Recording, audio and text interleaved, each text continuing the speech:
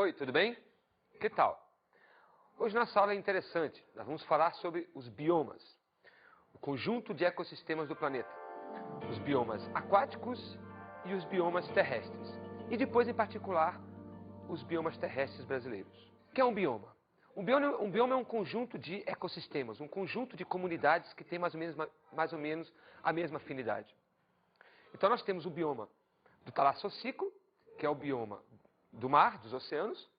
Temos o bioma do epinociclo, que é o bioma onde estão os desertos, os biomas terrestres, né, onde estão as florestas, enfim. E os biomas brasileiros, que também fazem parte dos biomas terrestres, que são os epinociclos.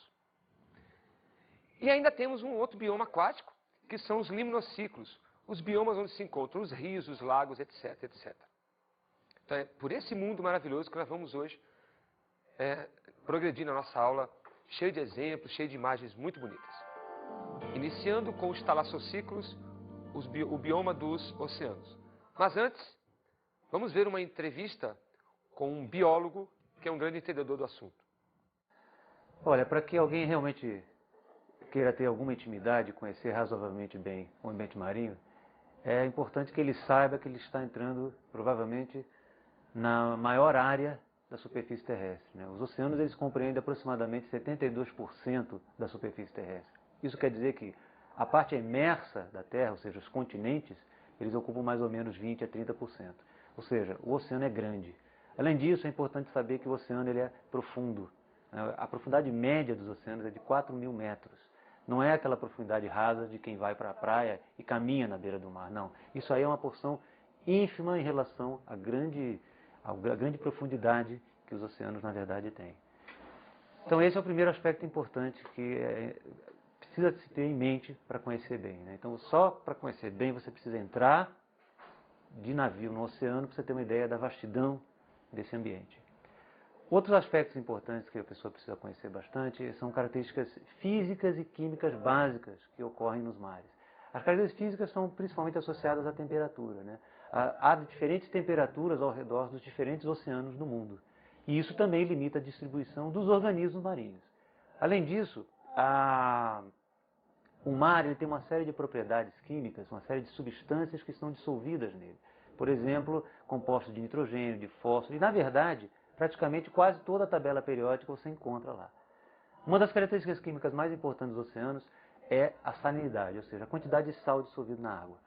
Então, a quantidade de sal dissolvido na água, mais os outros elementos, as outras substâncias que estão na água, elas também vão determinar a distribuição e o crescimento dos organismos nos diferentes mares do mundo. Perfeito? Uma vez sabendo isso, você pode então agora comentar sobre os organismos, né? Basicamente, a comunidade marinha, assim, comentando em grosso modo, né, sem querer dividir os diferentes ambientes marinhos que você tem ao redor do mundo, ela pode ser dividida na comunidade do plâncton, que é aquela comunidade que vive suspensa na coluna de água, tá?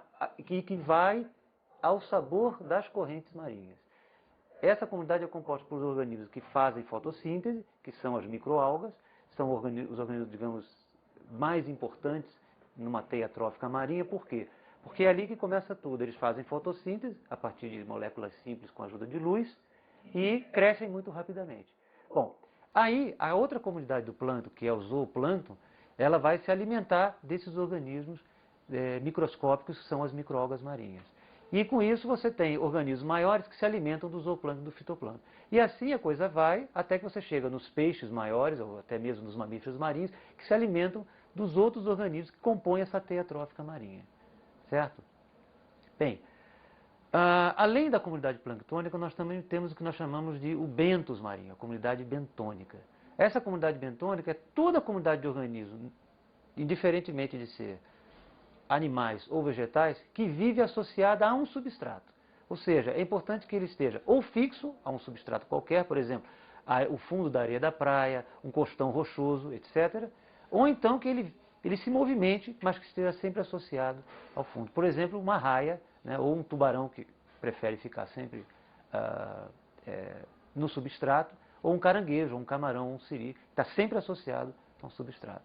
Essa comunidade também tem um papel importante, especialmente porque ela pode ser muito rica e muito diversificada em vários ambientes marinhos. E além disso, pode ser aproveitada como um recurso comercial. Além, então, das comunidades planctônicas e bentônicas, nós também temos a comunidade do nécton, ou a comunidade nectônica. É aquela comunidade de organismos que está na coluna de água, se deslocando livremente pela coluna de água. Por exemplo, um peixe, né, uma sardinha, uma pescada, mesmo uma baleia, são comunidades, são organismos, né, que compõem essa comunidade que nós chamamos do nécton. Resumindo, você tem plâncton, o nécton e o bento. E assim você pode começar a querer conhecer um pouco mais sobre os organismos que ocorrem lá. As características de um ambiente de talassociclo. O mar ou os oceanos são ambientes salubres, ou seja, ricos em sais. E isso os caracteriza como sendo hipertônicos em relação aos seres vivos. O que é que eu estou querendo dizer? Que a maioria dos seres vivos que habitam o mar, eles são hipotônicos, mas eles conseguiram desenvolver na evolução artifícios para mais ou menos igualar suas concentrações orgânicas com a do mar.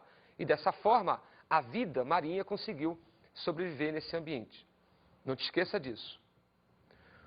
Uma outra característica é que a luminosidade e a pressão variam de acordo com a profundidade. Então o que você tem? Você tem um ambiente bastante iluminado na lâmina da água, e conforme vai aprofundando, até cerca de 200 metros mais ou menos, a luz já praticamente sumiu. E quando a luz some, a temperatura também vai se tornando mais baixa, e aí o ambiente vai se tornando bastante gelado. E conforme nós também vamos aprofundando no mar, a pressão vai aumentando consideravelmente. Mas eu posso dizer, mesmo sem luz e com pressões muito altas, ainda assim existe vida até cerca de 4, 5 mil metros de profundidade. Mas os oceanos não acabam aí, a 4, 5 mil metros. Existem regiões abissais, né, abismos verdadeiramente, que chegam a cerca de 11 mil metros, ou seja, 11 quilômetros de profundidade. Ali ninguém nunca foi, ninguém nunca viu. Quanto à divisão dos seres vivos no ambiente marinho, existem 3 classificações. O plâncton, o nêncton e o bênton. O plâncton, o nome já está falando, planos, né? Eles planam na água, eles flutuam na água. São seres microscópicos, tanto algas quanto animais são chamados de microscópicos. As algas microscópicas compõem o fitoplâncton, os animais microscópicos compõem o zooplâncton, e os dois, então, compõem o plâncton. Esses animais vivem na superfície da água, eles boiando na água. Variam da lâmina da água até cerca de 50, 60 metros de profundidade. Esses animais são responsáveis, esse plâncton, perdão, são responsáveis por toda a sobrevivência de uma teia ou uma cadeia alimentar. A baleia, que é grandona, ou um outro animal, um outro peixe, todos eles se alimentam inicialmente do plâncton, mesmo que um carnívoro se alimente de um grande peixe, mas esse peixe se alimentou de outro, até que chegar no plâncton. Então, se o plâncton sumir, a vida no mar também vai junto. E o plâncton também é um dos principais responsáveis pela produção do gás oxigênio que existe na atmosfera. Já o nêncton, o nome também já diz, né? Nêncton, nada, né? Estão nadando. É o caso do tubarão, da baleia, do golfinho, dos peixes de um modo geral. Esses animais ficam entre a lâmina da água e o fundo, até onde a vida pode ser suportável. Eles são animais que vencem as correntezas, né? Eles estão nadando para lá e para cá. E o bênton seriam os animais que ficam no fundo, caminhando ou presos ao fundo. É o caso das ostras, é o caso do mexilhão, é o caso, enfim, dos recifes de corais de um modo geral, que estão lá com seus pólipos, né, presos no fundo do mar. Então nós temos o plâncton, o nêncton e o bênton, incluindo aí toda a forma biológica possível no mar. O ambiente aquático pode ser dividido em algumas regiões ou zonas. Essas divisões se baseiam de acordo com a luminosidade, de acordo com a profundidade, existem classificações de acordo com pressão, etc. Vamos levar em consideração luminosidade e profundidade. Nós temos uma região chamada de zona ou região litorânea, que é a região de marés, que se compõe por seres vivos diversos, de animais a vegetais. É onde ficam, por exemplo, as gaivotas, onde ficam os caranguejos, enfim, esse tipo de seres vivos. Temos a zona ou região pelágica, que começa no final da região litorânea e vai até o alto mar, mar adentro. A região pelágica, ou nerítica também pode ser chamada, é uma região onde acontece a navegação, é o alto mar, né, que a gente vê aí nos filmes, enfim. Essa zona pelágica ou nerítica varia de 0 até 200 metros de profundidade. Também é bastante rica em nêncton, né, peixes, enfim. Tem a região abissal, que fica no fundo. A região abissal é uma classificação quanto à luminosidade e profundidade. Por isso, a região abissal também pode ser chamada de zona ou região profunda. Varia mais ou menos de 1000 metros de profundidade até o fundo oceânico. Existe uma zona muito importante, que é a plataforma continental. A plataforma continental, ela circunda todos os continentes. E ela vai da zona litorânea até uma região chamada de talude continental, que é um grande declive que acontece, onde já vai começar daqui a pouco a região abissal. Então, a plataforma continental é uma área de transição, ou que está apoiando os continentes. Então, a plataforma continental fica entre a zona litorânea e depois fica a zona pelágica. Então, tu tem a zona pelágica, a zona litorânea, e rodeando toda a zona litorânea, mais o talude, tu tem a plataforma continental. Muito importante para a economia do planeta, porque é lá onde ficam os portos, é lá onde ficam os recifes de corais, ela é uma fonte grande, pesqueira, enfim. A plataforma continental é onde estão as nossas praias, tudo que acontece de mais importante está na plataforma continental. Podemos ainda classificar as zonas oceânicas quanto à luminosidade. Eu posso dizer então que a região onde tem luz é a região fótica, que vai da lâmina d'água até cerca de 100 a 200 metros. Depois temos a região disfótica, que vai de 200 metros até aproximadamente 400, 500 metros. Aí a luz já praticamente não entra e já existe uma temperatura muito baixa. E por final, a região afótica, ou zona afótica, sem luz, que também é chamada de abissal, e aí vai até onde o fundo do mar existir. Tudo bem? Resumindo, zona pelágica, alto mar. Região litorânea, onde fica a praia. Plataforma continental, circunda todos os continentes. Região profunda, onde é o fundo oceânico. E as regiões podem variar de acordo com a luminosidade. Vamos agora falar dos liminociclos, que incluem todos os ambientes de água doce, como os rios e os lagos. São os liminociclos que fornecem a água potável, né? Ou seja, a fonte de água para lavar, para beber, enfim, para ser usado pela humanidade. Vamos começar falando dos ambientes lóticos. O liminociclo lótico é aquele que envolve os de água corrente, os rios, os riachos, os arroios, enfim, todos os que têm correnteza. Onde, por exemplo, no Brasil se destaca o rio Amazonas, né? E lá fora o rio Nilo.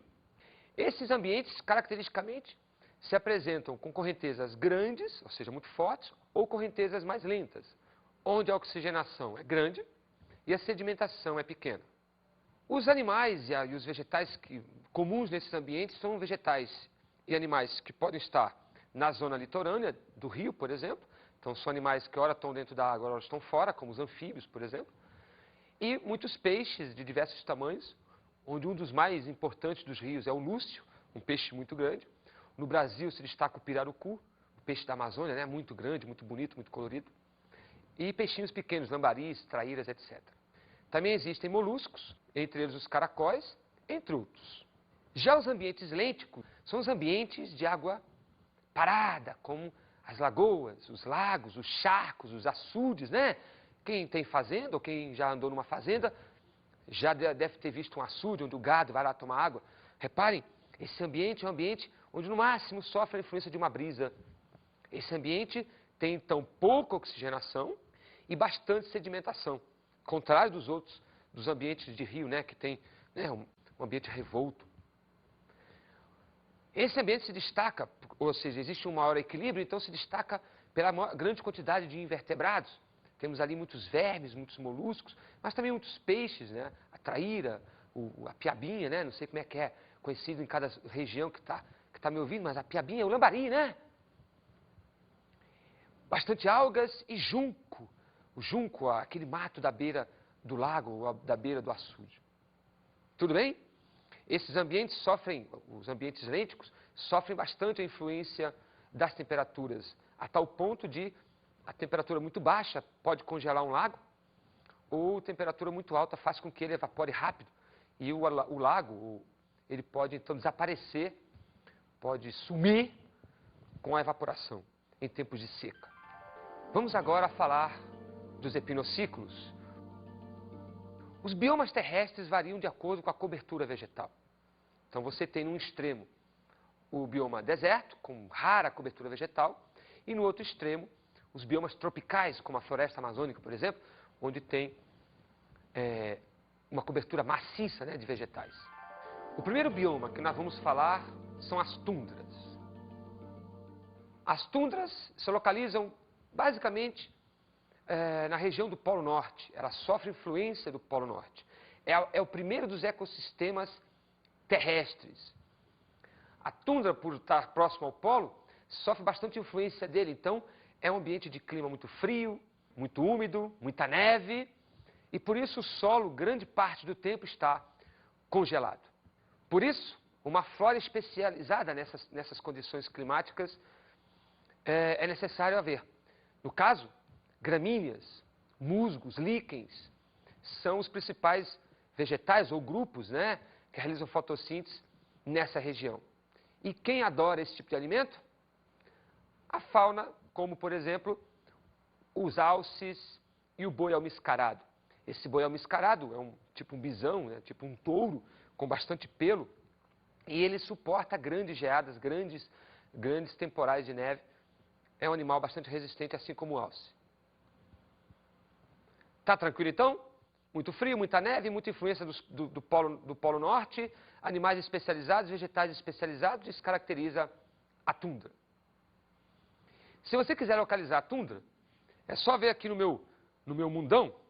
Olha só, eu sou o dono do mundo. Vejam aqui, vou botar aqui o Brasil para ficar melhor localizado. Está aqui o Brasil, América Central, América do Norte. E aqui, ó, temos o Polo Norte e ele já vai realizar uma influência sobre a camada vegetal que o circunda. É nessa região aqui, onde estou apontando, que fica, então, a região de tundra. E mais descendo um pouquinho, vai se localizar o próximo bioma que nós vamos ver, que são as taigas. É também chamada de floresta de coníferas, por quê? É basicamente composto de pinheiros, né? Diversas espécies de pinheiros, de gimnospermas. Esses ambientes ainda sofrem bastante influência dos polos ou da tundra. Então é um ambiente também de muito frio, ambiente bastante úmido, tem muita neve, porém o clima, por ser um pouquinho, né? Eu disse um pouquinho ameno em relação às tundras, permite com que grandes árvores consigam crescer e se desenvolver. São os primeiros grandes vegetais que vão surgir, são nas taigas. Segue aqui comigo para eu mostrar para essa meninada bacana o que eu estou querendo dizer. Olha só, isso aqui seria um galinho, né? Antiecológico, né? Que biólogo podre eu sou. Tirei um galinho de um pinheiro, aqui eu estou mostrando. Pega, fecha aqui, Bea, fecha aqui bacana. Estou fechando aqui, mostrando para vocês. Isso aqui é uma folha, ó, chamadas folhas filiformes. Elas são assim fininhas justamente para aguentar geadas, para aguentar as drásticas variações de temperatura e assim a planta não morrer ou não desidratar. Tá tranquilo? Isso aqui então seria um pinheiro clássico de uma floresta de conífera ou uma taiga. Segundo os pesquisadores, é o maior bioma do planeta. Tem muito pinheiro ainda pelo mundo, viu, gente?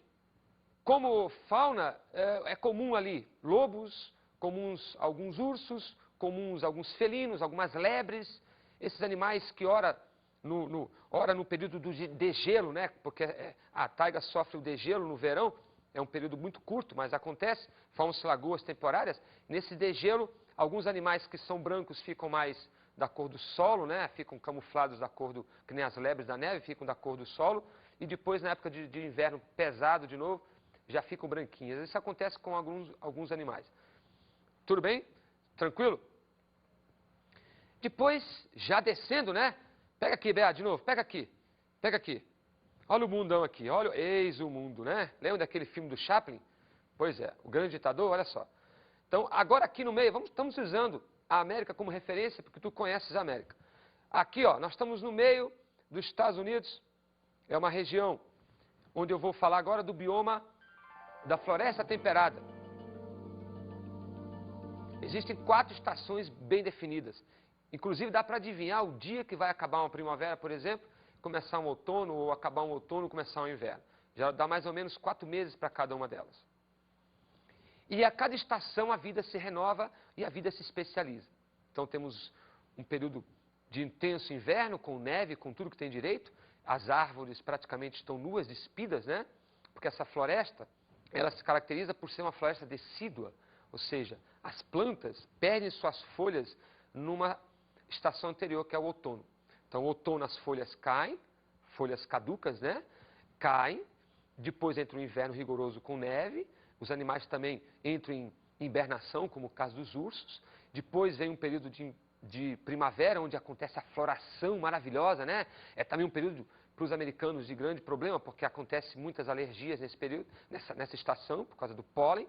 E depois vem o inverno, vem um verão legal, né? Onde as pessoas e os animais aproveitam bastante. Tudo bem? E aí vai voltar de novo ao outono e vai começar o inverno e assim vai sucessivamente. Como animais dessa floresta, que todo mundo já deve ter visto, porque os filmes americanos mostram demais, né? As florestas temperadas, que são as florestas de bosque, quando as pessoas andam no meio dela, não tem um cipó, não tem nada. São florestas com muitas folhas no chão, né? Bonita de ver. Os animais que habitam essa região são esquilos, o urso pardo, o urso negro, os lobos, entre outros animais. Descendo mais um pouco, já chegando ali na linha do Equador, temos as florestas tropicais. Elas margeiam toda a linha do Equador. Tá? Entre os dois trópicos fica ali o Equador e aí tem a floresta tropical. São os ambientes mais bonitos do planeta, é onde estão as florestas como a Amazônia, as florestas de grande intensidade vegetal. E também a maior biodiversidade do planeta. Tu tem que lembrar pelo menos disso. Floresta tropical é igual a biodiversidade alta, em qualquer lugar do planeta. E as maiores florestas estão no Brasil, destacadamente a Amazônia. Floresta perene, floresta clímax, árvores de bastante envergadura, com cerca de 40 metros de altura, mas também tem florestas com árvores um pouco mais baixas, como por exemplo a Mata Atlântica, citando um exemplo de uma floresta tropical mais amena. Entre os animais, entre a fauna, estão felinos, animais do solo, como tatus, pacas, etc., bem típico de uma floresta tropical. Nessa região, os índices pluviométricos são altíssimos. Aliás, essa é uma das principais características das florestas tropicais. Tanto que as florestas tropicais também podem ser chamadas carinhosamente de florestas pluviais. Não esquece disso. Muita chuva nas florestas tropicais. Em algumas regiões do planeta existem os campos, que são regiões abertas, né, com vegetação do tipo gramíneas ou arbustiva, ou com árvores aqui, outra ali, chamada de vegetação esparsa, dos quais se destacam, por exemplo, o cerrado brasileiro, as savanas africanas, os pampas gaúchos, as estepes russas, as pradarias americanas. Todas essas regiões, entre outras, são regiões campais, descampados, né? Tranquilo? O clima é quente e úmido e o índice pluviométrico é bem menor do que uma floresta tropical. Mas não chega a ser tão radical como um deserto. Tudo bem? Isso faz com que, tendo menos chuva e os climas extremamente secos, a vegetação não consiga se formar como um bioma que a gente viu ainda agora, a tropical. Tá legal? Mas uma característica é que os campos, apesar de tudo, de um modo geral, têm solo fértil. Então, realmente, o clima é que é o grande fator que atrapalha o desenvolvimento de uma floresta clímax como a tropical. Um outro bioma, o mais radical dos biomas a nível climatológico para a vida, é o deserto. Estas regiões apresentam baixíssimo índice pluviométrico. É tão radical que no deserto chegam a existir anos, muitos anos, sem chuva. E quando cai uma chuvinha de nada, os vegetais que estão ali presentes, os animais, a aproveitam como nunca. Só para te localizar, aqui está o Brasil, né? América. E agora eu vou te mostrar. Na América, realmente, existem algumas regiões desérticas. Na Amazônia, está acontecendo um processo de desertificação. Mas os desertos, realmente, existem aqui, ó, no continente africano, alguns aqui no continente asiático, mas todos eles sofrem influência da linha do Equador. São bolsões de baixo índice pluviométrico, onde a vegetação não consegue se estabelecer, a não ser alguns tipos de vegetais. E falando neles, uma das floras típicas são as plantas xerófitas, das quais as mais famosas são os cactos, né? Claro que isso aqui eu roubei de uma diretora minha, né? Roubei do BA, do jardim da casa dele, para trazer para cá. E eu acho que nunca mais vai voltar. Mas olha só, aqui nós temos dois tipos de cactos ornamentais, mas que servem. Eles são os espinhos que estão aqui presentes, vocês vão ver na hora do Rogério, evitam que a planta desidrate. Os caules são bem recheados, né, são bem gorduchinhos, eles estão cheios de água, né, armazenada, e essa planta vive muitos e muitos anos sem água, tranquilamente adaptadas ao ambiente de deserto. Entre os animais, répteis e alguns roedores, sem falar no camelo e os dromedários, também estão bem adaptados a esse ambiente árido, terrível, com temperaturas que podem chegar a quase 50 graus Celsius. Curiosidade, o árabe, né, exemplo, que está vestido com aquelas túnicas, aquelas mantas, dentro dele está muito mais fresquinho do que fora. Se ele tirar aquela manta, aquele véu todo, aquela túnica, ele vai sofrer queimaduras. Então ele prefere suar um pouquinho, mas estar mais protegido. A temperatura dentro da roupa dele está mais próxima da temperatura do corpo dele do que a do meio externo. Não tenha pena, porque eles estão muito bem adaptados. Agora vamos falar um pouquinho dos biomas brasileiros, que você já viu na geografia e já viu falando aqui nos biomas terrestres, de um modo geral. Vamos começar falando do nosso mais famoso ambiente, que é a floresta equatorial amazônica, localizada na região norte. A maior biodiversidade do Brasil, riquíssima em aves e insetos, em felinos, em roedores. A floresta clímax, bem típica. O solo da Amazônia é pobre, na sua origem, porém se mantém rico em humus, devido à queda das folhas e galhos e morte de animais e à decomposição. Então o humus mantém a floresta viva. E a chuva, né, a umidade muito alta, faz com que essa decomposição aconteça mais rapidamente e aí as plantas consigam realizar seus ciclos biológicos. Só que a Amazônia, devido à agricultura, está sofrendo devastação. E aí, sem o humus, sem o próprio ciclo biológico, a camada vegetal não se estabelece e está acontecendo, então, lastimavelmente, um processo de desertificação. Já existem quilômetros de solos arenosos em plena Amazônia. Outra característica são os rios. A Amazônia é uma das regiões do planeta, do globo, mais irrigada. Temos um outro tipo de bioma tropical, que é a Mata Atlântica, que margeia toda a costa, né, brasileira. E essa Mata Atlântica é um pouco parecida com a Amazônia. Só que a Amazônia é uma planície, enquanto que a Floresta Atlântica se guarda, né, se cria em cima de serras. Né? Quem nunca foi numa serra maravilhosa, né? Então a serra, um relevo muito acentuado, um planalto, isso caracteriza a floresta de Mata Atlântica. Uma das características mais importantes é a grande extinção de animais. Pesquisas indicam que existe cerca de 3% apenas de Mata Atlântica original, ou seja, está acabando. E aí a gente pode chegar ali mais no centro-oeste e ver o Pantanal, talvez um dos biomas mais queridos pelos brasileiros, porque é onde tem bastante animais conhecidos, né? E ainda um ambiente um pouco preservado, de um modo geral, vamos dizer assim, e bastante silvestre. O Pantanal tem períodos de alagamento, né? Segue aqui, Paulo. Mostra aqui. Olha só.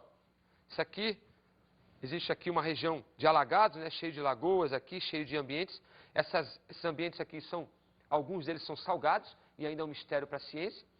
Vegetação que margeia, ora campos, gramíneas e tal, e ora árvores. E aqui, então, tem uma das maiores biodiversidades de animais, como aves, répteis, etc, etc, etc. Um outro tipo de bioma é o cerrado, preso ali entre a Mata Atlântica e o Pantanal. É famoso pelos seus animais, né? O lobo-guará, exemplo, o tamanduá-bandeira. Também tem muitas gramíneas, arbustos espalhados, que está sendo descoberto pela agricultura, porque tem um solo bastante fértil. É hoje um dos biomas de maior produção econômica a nível nacional. Então, muita lavoura, muita pecuária, porque apesar do clima seco e bastante quente, mas é uma região, de solo fértil. Existe um outro bioma, que é a caatinga, que é um pouco parecido com o cerrado, mas é bem mais radical a nível climático. A Caatinga se caracteriza por chuvas ausentes em grande quantidade de tempo, ou seja, praticamente não chove na Caatinga, e ela está localizada ali no Nordeste, no sertão nordestino, e a característica principal é a sua vegetação, justamente. Ou seja, alguns cactos, as plantas xerófitas, né, que estão adaptadas a baixa quantidade de água. Então, essas plantas xerófitas são os cactos e algumas plantas típicas do Nordeste brasileiro que perdem suas folhas durante o período de seca e quando chove uma vez ou outra, já florescem, já produzem suas folhas, suas flores e já se reproduzem e depois perdem de novo tudo isso. Então, quando você chega na Caatinga, a impressão que você tem é que a floresta está morta, mas não. Ela está em processo de dormência e assim que chover, ela flora novamente. Tranquilo? Entre os animais da Caatinga estão alguns répteis, alguns roedores, insetos, típico, né, de um ambiente árido. Podemos dizer que a Caatinga é o nosso deserto brasileiro, ou seja, o mais próximo do que pode ser um deserto. Indo para o sul, temos a Mata das Araucárias, que tem esse nome porque existe ali, ou existia pelo menos, né, uma vegetação rica ou típica em Pinheiros do Paraná, que já está em extinção. Como animais presentes nessa região, muitos esquilos, roedores e aves. E mais ao sul, que são os pampas gaúchos, de regiões de campanha, né, abertas, né, no sudoeste do Rio Grande do Sul, áreas enormes de gramíneas que que são muito importantes para a pecuária e que de vez em quando aparece um arbusto aqui e outro lá. Tudo bem? Esses seriam os principais biomas brasileiros inseridos dentro dos biomas terrestres, que são os epinociclos.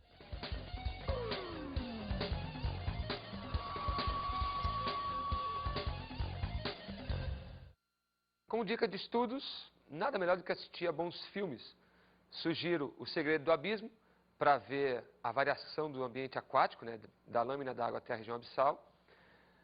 O Feitiço de Áquila, para você poder ver as florestas coníferas e atemperadas, os bosques. Existem séries muito interessantes do Jacques Cousteau sobre o fundo do mar ou sobre a Amazônia. E eu te recomendo, porque aí você vai ter uma ideia mais aprofundada do nosso assunto de hoje. No mais, bom estudo e até a próxima.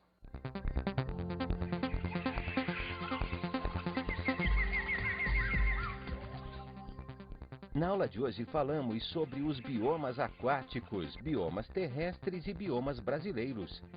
Estudamos os talassociclos. Os talassociclos compõem-se pelos ambientes marinhos, destaque para a plataforma continental e para as regiões abissais, onde tem seres vivos bem característicos. Abordamos os liminociclos. Os liminociclos dividem-se em dois tipos, os lóticos, de água corrente, como os rios, e os lênticos, de água parada, como as lagoas. Na sequência, analisamos os epinociclos. Os epinociclos constituem-se de todos os biomas terrestres, dos quais tundra, taiga, floresta tropical, campos, desertos estão entre os principais do planeta. E por fim, compreendemos os biomas brasileiros. Os biomas brasileiros são bastante diversificados. Destacam-se aí a floresta amazônica, de grande índice pluviométrico e biodiversidade, o Pantanal, muito parecido, a Caatinga, de baixo índice pluviométrico, seca, e a Mata Atlântica, que se caracteriza pela extinção de animais. Tenha bons estudos!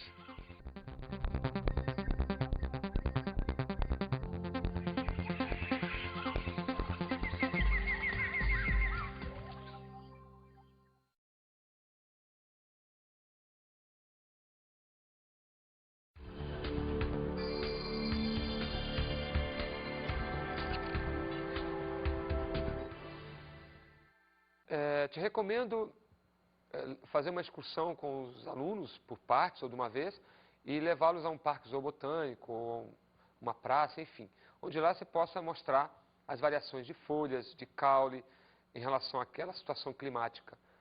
Se puder ir em outro lugar um pouco mais distante, ou no interior, uma excursão melhor, será mais satisfatório. É importante a prática desse assunto. Ou ir a uma praia, por exemplo, e mostrar a variação de seres vivos nesse ambiente. Até mais e bom trabalho.